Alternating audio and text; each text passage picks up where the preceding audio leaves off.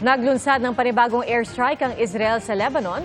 Ayon sa Israel, depensa o pansalag daw nila ito sa mga rocket ng Lebanon na pinuntirya sa kanilang border. Ayon sa Lebanese State News Agency, 8 lang nasawi mula sa iba't ibang bayan dahil sa airstrike. Hinimok ng Philippine Embassy sa Lebanon ang mga Pinoy na umiwas sa ilang lugar doon. At kung may masaktan at mga ilangan ng tulong, mangyaring makipag-ugnayan sa ating embahada. Nabasag na rin ang ceasefire ng Israel at Hamas dahil sa airstrike sa Gaza. Nasawi ang isang political leader ng Hamas, maging ang kanyang asawa ayon sa pro-Hamas media. Wala pang opisyal na komento rito ang Israel. Dalawang sugatan sa pamamaril ng isang lalaki sa Tondo, Maynila. Ang isa sa mga biktima tinamaan lang ng ligaw na bala. Nakatutok si Jamie Santos. Walang takas sa mga otoridad ang lalaking ito.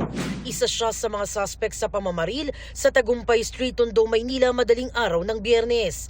Nagpapagaling na raw ang dalawang biktima.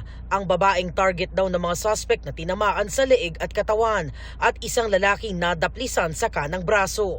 Ang naarestong suspect ang nakaitim sa mga kuha ng CCTV sa lugar na pinangyarihan ng krimen.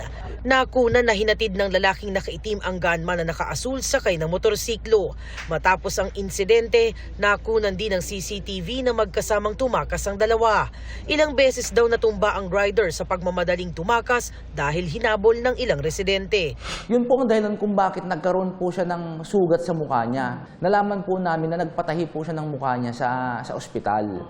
At nung bumalik po siya ng bahay niya, natulog po siya. Na-recover ang iniwang motorsiklo at baril na may lamang bala na umano'y ginamit sa krimen. Ang umano'y gunman, tinutugis pa. Hinala ng pulisya, onsehan sa droga ang motibo sa pamamaril. Dati na ring sangkot sa iligal na droga ang dalawang suspect. Lumalabas po na yung victim po natin ay hindi po nakapag-remit doon po sa mga suspects natin. Giit ng suspect, hindi raw niya alam ang gagawing pamamaril ng gunman na kaibigan daw niya. Nagpasama lang siya para puntahan yung asawa niya. Sabi niya ko, tatawagin niya lang yung asawa niya. Wala naman po akong alam na may puputok doon, ma'am eh. Nagulat na lang ako may dala siyang baril, ma'am. Tapos sumakay sa likod ko. Sobrang taranta ko, ma'am. Sinilidor, hinarulot ko, ma'am. Tapos natumba po kami, ma'am. Kalalaya niya lang daw nitong March 18 dahil nakuhanan siya ng pen gun. Ngayon, mahaharap siya sa reklamong frustrated murder at paglabag sa Comprehensive Firearms and Ammunition Regulation Act in relation to Omnibus Election Code.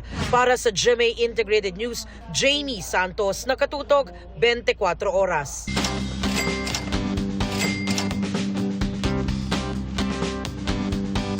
Ang buhay para raw kawayan.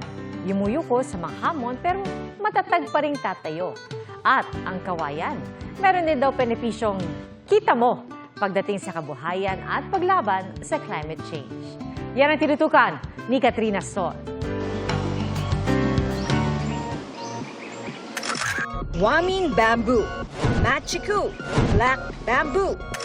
Ilan lang ang mga ito sa bamboo species na ipinakita sa mga lumahok sa 26th Learn and Earn from Bamboo Experts sa Carolina Bamboo Garden sa Sitio Tanzatu, Barangay San Jose, Antipolo City.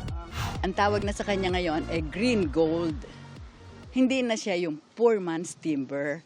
Dahil ang bamboo, it's all over the Philippines. Kung talagang meron kang gustong mangyari sa iyong ginagawang bamboo, mayroong bibili noon.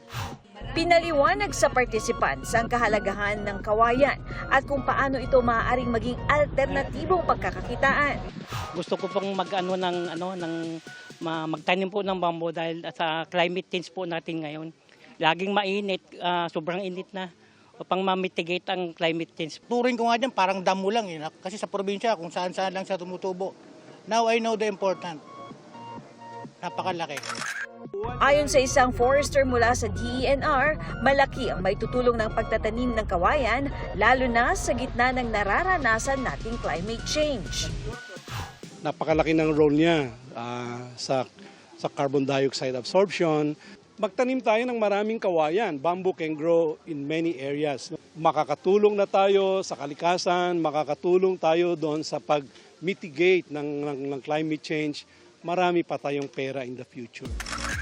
Para sa GMA Integrated News, Katrina Son, nakatutok 24 oras.